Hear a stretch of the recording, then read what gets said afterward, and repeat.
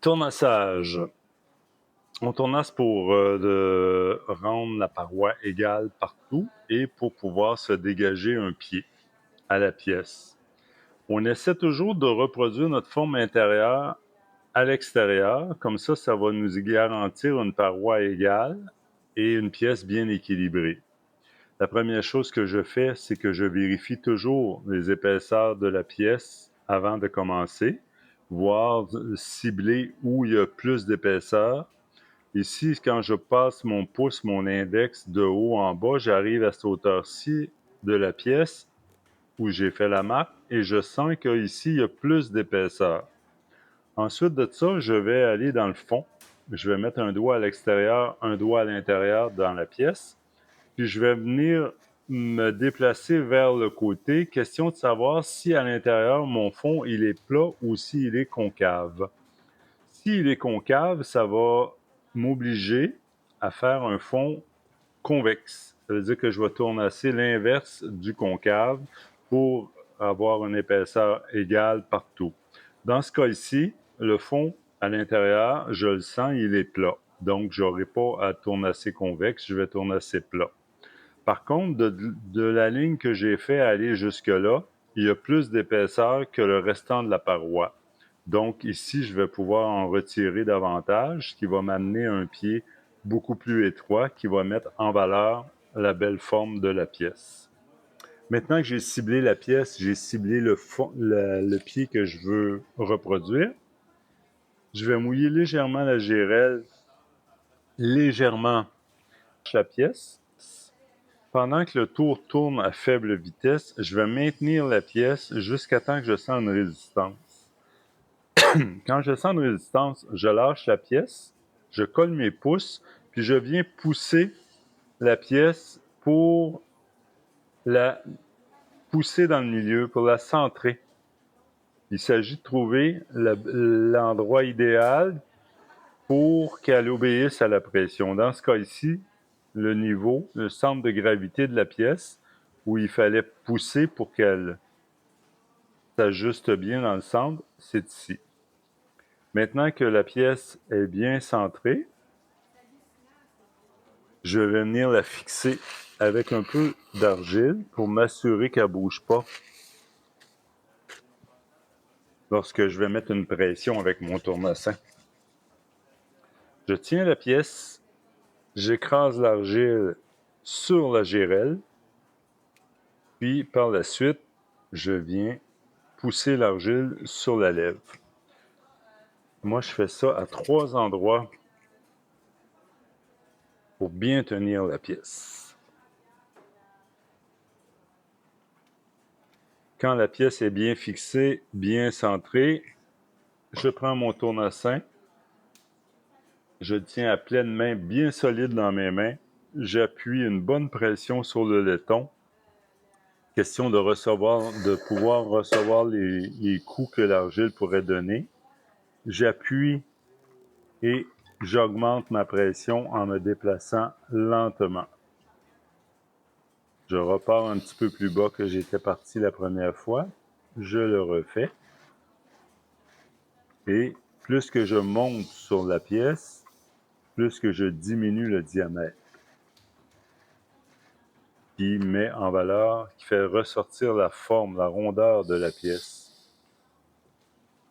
Un déplacement lent avec une vitesse rapide permet d'avoir une belle finition lisse sur la pièce. Tandis qu'un déplacement rapide sur une vitesse lente va nous donner des jeux de lignes, si c'est ce qu'on recherche. On peut voir que ça fait du mouvement dans la pièce. Si on n'aime pas, puis on a encore de l'épaisseur, on a juste à augmenter notre vitesse de tournage et diminuer notre vitesse de déplacement.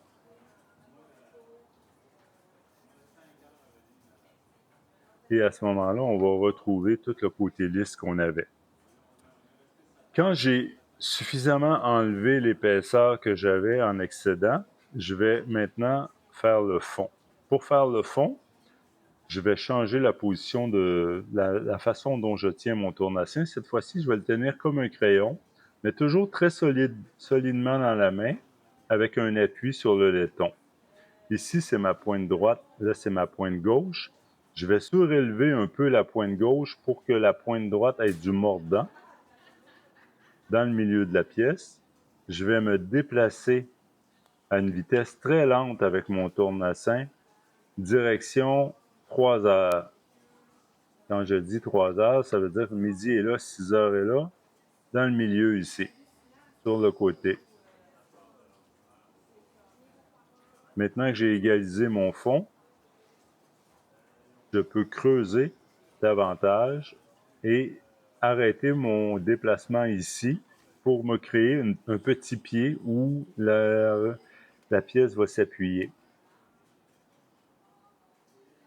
Je enlève l'excédent à l'intérieur. Comme j'ai évalué au début l'épaisseur avec mes doigts, je sais approximativement l'épaisseur que je dois enlever en me déplaçant très tranquillement. Ensuite de ça, je vais enlever l'arête tranchante que j'ai créée en faisant le pied et venir le lisser avec le doigt. Si la pièce est bien ferme, comme c'est le cas, je peux me permettre de passer une petite éponge humide sans trop avoir à l'amollir parce qu'elle est quand même assez ferme. Je passe sur le pied, sur la pièce où j'ai travaillé, et là, j'ai un beau fini bien lisse. J'enlève les résidus du tournassage. Et puis, ce qui va me rester à faire, c'est de signer la pièce.